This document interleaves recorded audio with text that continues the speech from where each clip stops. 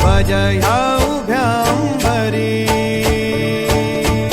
बुक्का चंदन भाडी हलावी याला अवघावकाश नामान भारी याला देह विठ्ठल देह विठ्ठल देह विठ्ठल विठ्ठल झाला देह विठ्ठल विठ्ठल झाला नाम घोषात देह हनाला देह विठ्ठल विठ्ठल झाला विठ्ठल विठ्ठल विठ्ठल विठ्ठल विठ्ठल विठ्ठल रूप सावळ गोजीर पंढरपुरी रूप सावळ गोजीर पंढरपुरी आस भेटीची लागे खुळ्या अंतरी सावधा काना तुका माऊली पंढरी अभंगाची गोडी ह्या मुखी रंगली खुळा जीव हा भक्तीत नादावला पावला पावलात विठू तू सामावला देह विठ्ठल देह विठ्ठल देह विठ्ठल विठ्ठल झाला देह विठ्ठल विठ्ठल झाला नाम घोषात देह हनाला देह विठ्ठल विठ्ठल झाला देह विठ्ठल विठ्ठल झाला देह विठ्ठल विठ्ठल झाला नाम घोषात देह हनाला देह विठ्ठल विठ्ठल झाला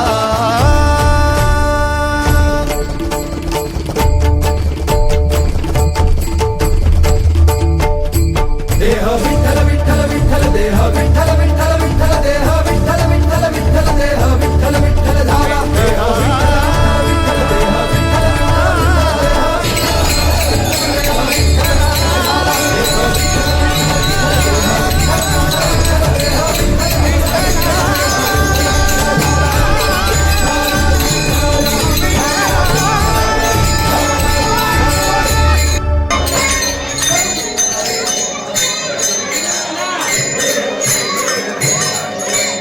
आपल्या महाराष्ट्र राज्यामध्ये सुमारे 800 वर्षापासून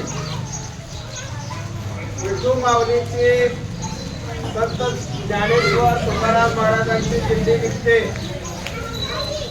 संत ज्ञानेश्वरांची दिंडी आळंदी येथून आणि संत तुकाराम महाराजांची दिंडी देहू येथून सोपान देवांची दिंडी सासवड येथून तर निवृत्तीनाथाची दिंडी त्र्यंबकेश्वर येथून अशी या दिंडीला जवळजवळ 800 वर्षाची परंपरा आहे. 800 वर्ष वारकरी विठ्ठलाच्या दर्शनासाठी आषाढी कार्तिकी आणि इतर वर्षातील एकादशीला पंढरपूरला येत असतात. या वारकरी संप्रदायाची महत्व या वारकरी संप्रदायाचं जी परंपरा आहे ती आपल्या शाळेतल्या बाल विद्यार्थ्यांना माहीत व्हावे.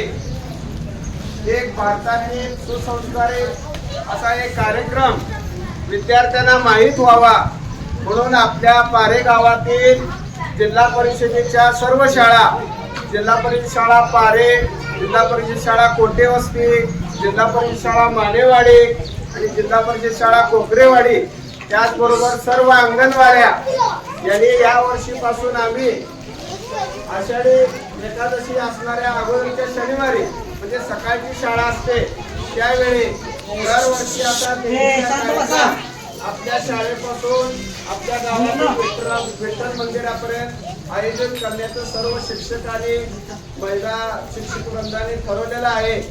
आणि या वर्षीचा पहिल्या वर्षीचा दिंडीचा कार्यक्रम आम्ही साजरा केलेला आहे. आणि या आमच्या दिंडीच्या कार्यक्रमासाठी समस्त पालकवर्ग त्याचबरोबर पारेगावचे समस्त नागरिक या गावातील जे विठ्ठल प्रेमी किंवा वारकरी संप्रदाय प्रेमी जे व्यक्ती असतील त्यांनी टाळ मृदंगाच्या साहित्यामध्ये आम्हाला चांगली मोलाची साथ दिली.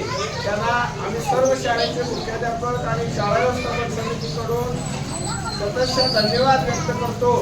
आणि अशी परंपरा ही चालत राहावी, शेकडो वर्षे चालत राहावी अशी सदिच्छा व्यक्त करू पांडुरंगाला वंदन करून माझे 2 शब्द संपवतो.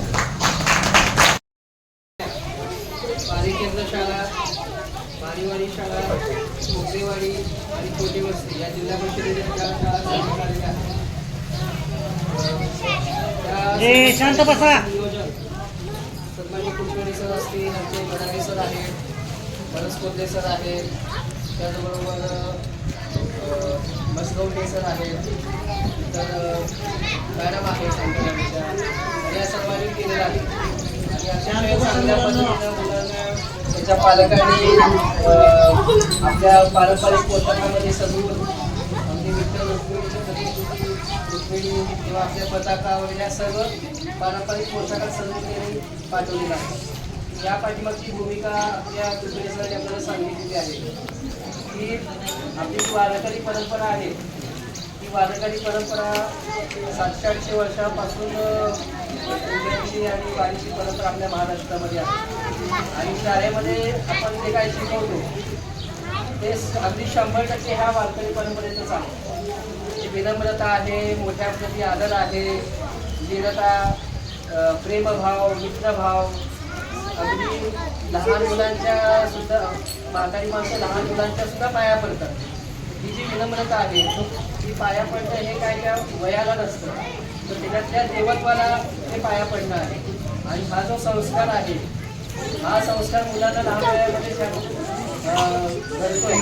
नियोजन म्हणून शाळेमध्ये सर्व शिक्षक अगदी तळमळीनं फक्त लिहायला वाचायला शिकवत नाहीत, तर ते त्यांचं मानसिक, भावनिक, शारीरिक सर्व बाबतीमध्ये कशा प्रकारचा त्यांचा विकास होईल यासाठी लक्ष दिलं जातं. आणि वारकरी परंपरेची जी आपली जी काही परंपरा आहे